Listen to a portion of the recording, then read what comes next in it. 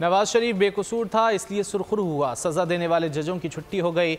वो जज भी चला गया जिसे 8 माह बाद चीफ जस्टिस बनना था।